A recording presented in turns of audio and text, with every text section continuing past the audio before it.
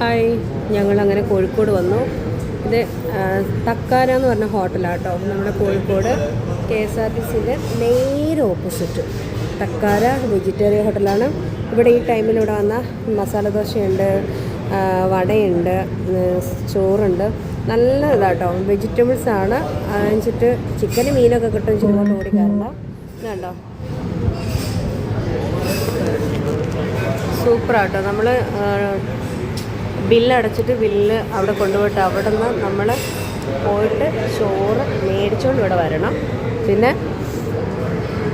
150 രൂപയാണ് ഒരു ഊണിന്. പക്ഷേ നല്ല ഫുഡാണ്. ദിവസം കഴിച്ച് തുടങ്ങി.